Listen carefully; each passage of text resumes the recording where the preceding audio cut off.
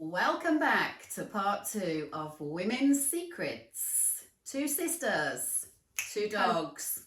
Two countries meet in the middle to bring you guys advice, top tips, hot stuff, secrets, basically anything. Personal experience. Yeah, not so personal. Anything we think is useful for you guys out there that we couldn't find on the internet. Does that actually exist today? Well, it does. I'll tell you why.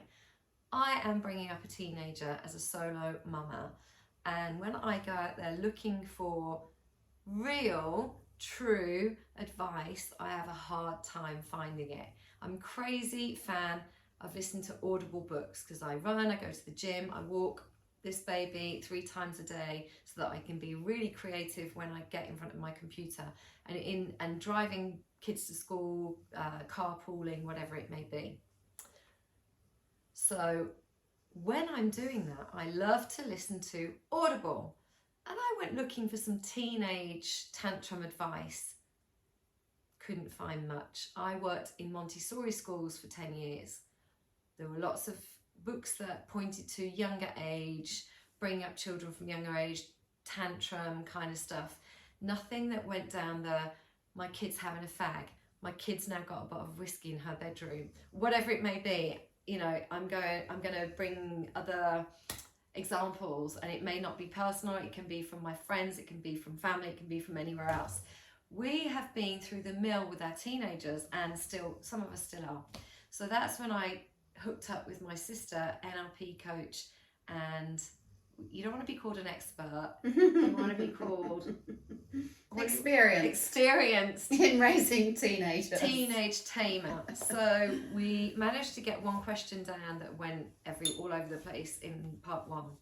It's very relaxed. We're not going to pretend to be psychologists or have the perfect answer. We're just hoping that this will help real people like we are. Mm-hmm. We're both coaches, and we've got lots of, I think, real advice to bring to you. So the next question, okay, if you're ready for it, and question I'm pretty sure we won't even answer it, we'll just keep going off on a tangent here, there and everywhere. Question 2 is, how do you handle a teenage tantrum? Okay. So forget tweenage, I guess. We're now heading for the real teenage tantrum, which means breaking things. Slamming doors. Oh, that's not even a tantrum, that's just a daily. I think breaking things, slamming doors, okay, could be. Speaking really badly, using swear words when you don't even use them yourself. What else could be a teenage tantrum? Throwing stuff, which could be a terrible tantrum. Unfortunately, it can now be seen with teenagers. What else? Yeah, it's just a whole shebang, isn't it? What do we do? There's some real similarities to teenage tantrums, to the terrible twos. Right, from when they were younger. The thing is, I've got a question. I don't feel like we did that.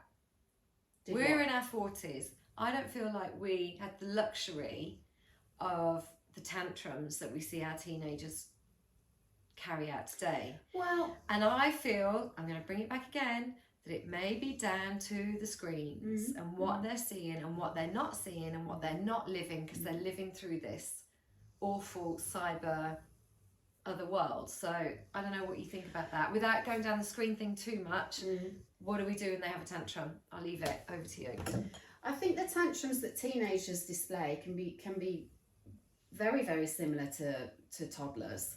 You know, their brain development is on overdrive. They need so much more sleep. Love that.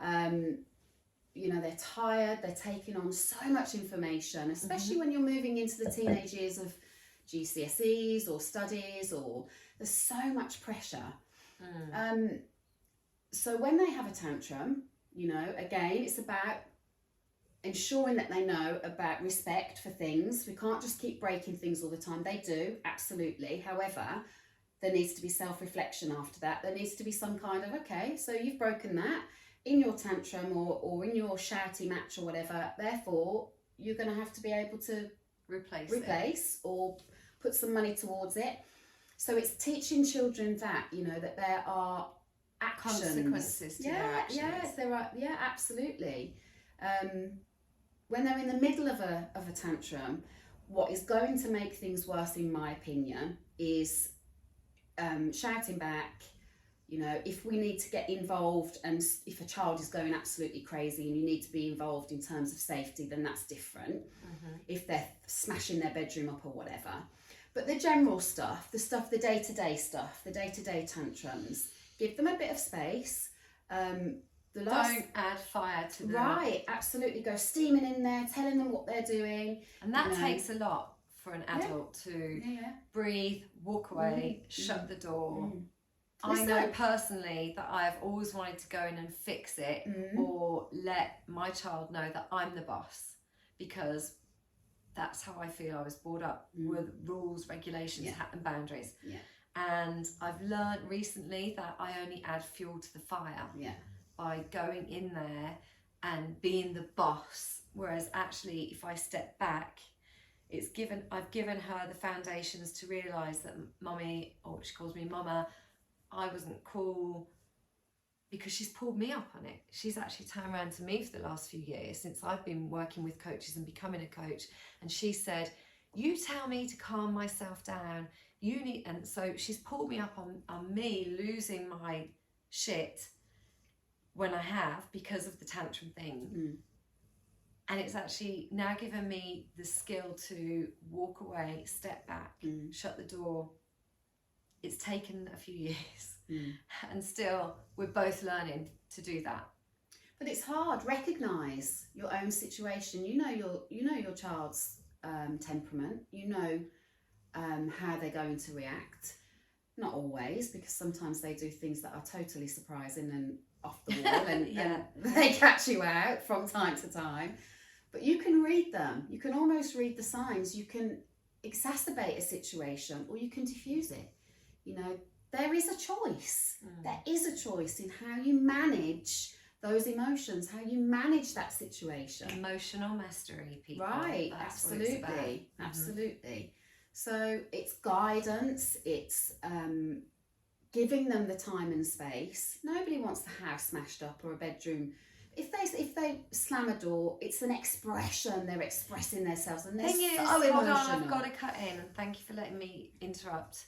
The first thing in the morning, because my child is not a morning child and I'm a total morning person, is that she will react with a door slam, and I go, it's going to set me up for a shit day, and I've just woken up with like birds singing and palm trees outside my window and feeling all good, and for some reason she gets to me with that door slam. So now I have to go, door slam, it's a door slam, it's a door slam, it's a door slam, and diffuse inside me because I get so affected by a door slam. It's like somebody slaps me in the face. Children can push your buttons like nobody else on this earth. They know how to the red button straight away. So it's always checking in with yourself. It's recognising what you can do to diffuse a situation. And we know that if they start shouting at us and we start shouting back, everyone's shouting and no one's listening. There's no respect, there's no boundaries. You know, we know as adults how we can diffuse a situation, and not always. We don't know, that's the thing. I get to the point where it's not happening every day, folks. I'm giving these examples. When I see red, or when I've seen red, I don't know Come on, T, of course you know. If you're going to still shout, be in each other's faces shouting like that, of course you know. You know that's wrong. What I'm saying is that you don't always have the tools, and now I do, to draw from. So somebody who's watching this is like, my child's getting up in my face, I'm going to get even more up in their face and show them who the adult is. And so what we need, I guess, to let people know is that you do have to work on yourself. Massively. Yeah, absolutely. And it doesn't come out of thin air. And working out what your triggers are. Why are you being triggered by certain things? You know, of course, we don't want our children and our teenagers swearing at us. Not acceptable. No. Absolutely not. You know, they're going to shout at us. They're going to do this. You know, they're going to try and control us and control a situation constantly. And it's really, really difficult. It's difficult. So would you say that the key to that is to sit back after a situation that the shit's hit the fan and think, okay, what triggered me? why, how, so that next time if we find ourselves in that situation, we can go, ooh, I'm triggered. I don't want this to happen again. Right. Self-reflection is such an important aspect of our self-awareness. So going back on the situation in your head and how could I have done it differently? Yeah. So to be self-aware, what am I accountable for? What went wrong for me? What could I have done differently? Constantly questioning what could I have done differently for a different outcome, a better outcome, a more harmonious outcome. What can I do differently next time? If we're repeating these behaviours, which teenagers will do, we need to therefore be guiding them a different way as best as possible. Okay, so when teenagers are making really bad decisions, like hanging out with people that are smoking, wanting to go to parties where there's alcohol, not getting home on the time they tell you to go home, getting the bus in the opposite direction when they tell you they're coming home, all that trigger shit that happens, what do we do? It's like, can we write a new Bible for dealing with teenagers, please? Because there's so much going on. I know you've gone through it, as we said in the first half of the show. Your children are now 18 and 19. So the one thing I always remind myself when we talk about family situations is that I remember someone saying, right, you're 18, you're an adult now. Only thing is, like, yesterday I was a kid. So I think as adults we must take off a bit of the pressure of, you're 18, you're an adult, because it doesn't happen overnight, especially for different sexes. I think girls can be a bit more mature and develop than boys can, and that's really a big generalisation again. You know, I left the family home, I was 18, I was gone, and I was gone forever. And I just think, looking at one of our 18-year-old nephews for me, or children in our family, maybe they're not ready, and we've seen one of the girls go off and do it, and we've seen one of the boys go off and do it at the same age, so it's really unique to each child. The thing is, as what I want to get back to is this teenage thing. So as my child's growing up and I expect more from her and say, come on, you're 13, come on, you're 14, I guess we have to remind ourselves that those 13-year-olds were only 12 and 11 2 years ago. Or, I mean, I don't know, that's how I kind of justify it a little bit. Yeah, absolutely. And I think it's recognising that you need to be realistic in your expectations of what you want from them, really. You know, because in one respect we want them to be grown up, and we want them to behave in a certain way. In the next breath, we want them to go and brush their teeth at 7 o'clock and jump in their pyjamas and have a little story like they used to when they were 4. So here's the balance, right, between allowing them to express themselves and have a little bit of control over themselves. And it does come down to respect as well, you know, the respect for you as a parent, to respect your boundaries and your morals and values, you know, and that's something that needs daily, to right? be. Yeah, it's like a little brick per day, building that house that you guys are safe in, that we're safe in. That may mean clearing the table. Maybe you don't want your children to clear the table because you're a perfectionist, or you've got another way of doing it. Whatever it means, that can mean picking up your towel off the floor. Every day, the minute you let that go, they will stop doing it. Can your clothes get off the floor drobe, which is a term we use in our family with 8 children between 4 of us. Can it come off the floor drobe and actually get into the wash basket or be hung up? Constant battle in my house. So my child says to me, you're the only mom that tidies the bedroom, because I'm a bit of a perfectionist. Yes, I do. Gets to a point where I can't let it go. So I'll go in and hang up her clothes. And it makes me feel better that I'm down here working because I work from home. And she and other people have said to me, leave it, shut the door, walk away. Me, absolutely. I, right now, cannot do that. I may get to a point where I can do that. Maybe I'm going to have something better to do. Maybe I'm going to have so many podcasts to make that I'm just not going to have time to pick up the clothes. I did exactly that. I used to battle with one of my children with this, and the messiest room you could ever imagine. How irritated I was by it. And after a while, I don't want to get irritated though. I shut the door. I decided that it was in my best interest and her best interest. We were arguing over this bedroom the whole time. She didn't see it. And genuinely, I think teenagers don't see it. She would go, what do you mean? And I'm like, well, this and this and this and this. And she's like, they genuinely don't see it. The rest of the house was tidy, but this bedroom was an absolute pit. Yeah. A total pit. Uh-huh. But I have to say, moving forward to when she got older, it changed. It did change. There is a time frame within teenage years where those rules and things that they used to do, that maybe be meticulous about putting their, clothes away or whatever, is gone. And this is about choosing your battles, right? Yeah. This is about choosing when you're going to argue over whatever you feel is necessary to argue. If a super tidy room is worth a fight every single day to you, then that's your bag.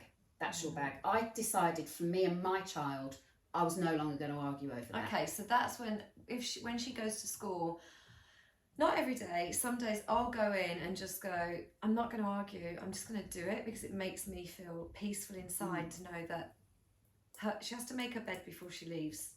Some days that's not done. Some days I'll walk past the bedroom and go, have anxiety about that bed not being made. Other days I'll walk by and go, not my issue, she knows. And at the same time, I'm trying to bring her up to always leave the space that you leave in a good state. So that could be the table, it could be where you sat on the sofa, put the cushions back, whatever it is. So it is, I guess, a constant thing, like you say, pick your battle. Absolutely. I eventually go in and tidy the room because I know that when all my spaces, my whole house is tidy, I can focus on my work. Maybe that's your expectation. Perfectionist, whatever. That's your expectation. I'll hopefully get to a point that I witnessed you do with your now 19-year-old daughter, where I'll shut the door and just let those mountains of clothes pile up. And then eventually it gets sorted. Trust me, there are many examples of families that I know who do the same thing, as there are many examples of wonderful children that tidy everything up. So there's that, the whole spectrum, and everywhere in between. So that's a really important point, T, because it's choosing what's right for you, and you've done it continuously throughout this, that other people do this and that other people is right for other people. Absolutely. So what's right for you, regardless of what anyone else is doing, regardless of what your mum says, your mother-in-law, your friends, whoever, what is right for you? If you're in a position where you feel like letting that bedroom go and shutting the door, then that's right for you. We are so hell-bent on doing things perfectly and trying to be, the best that we can be, and you've got to be a good parent. And sometimes it is about flexibility, and it's bending your own rules and your own values and going with it. It's your expectation that that bedroom needs to be tidy, not hers. Okay. Right, we've got 5 more minutes, and we've got a question that just came fresh in off the internet from Audrey, who is a friend down the road. She wants to know, what is your number 1 best piece of advice that you can give for dealing with a teenager? One, I mean, there's so many. This is going to be a series. Okay. Let me think for a moment. Is there one golden nugget that you can share with us in your experience now, having an 18 and a 19-year-old boy and girl that you've gone through, that will help somebody out there today? I think for me it's boundaries. I think it has to be boundaries. There has to be room for them to grow. There has to be room for them to express themselves, but with a respectful way, understanding what your boundaries are as a parent, understanding what your values are, and trying to guide them through that. But giving them the room and giving them the space to become who they are. Their true authentic self. It's like, I guess, when you learn to drive and you're trying to find the bite point on the I was going to say in French, embrayage, with the gears. It's getting that bite point right. And you're not going to get it right all the time, but you're going to try again. Yeah. Always next day. Absolutely. Okay, well, thanks for being here. Women's Secrets. 2 sisters, 2 dogs, 2 countries, bringing you the best of what we know. Have a good evening.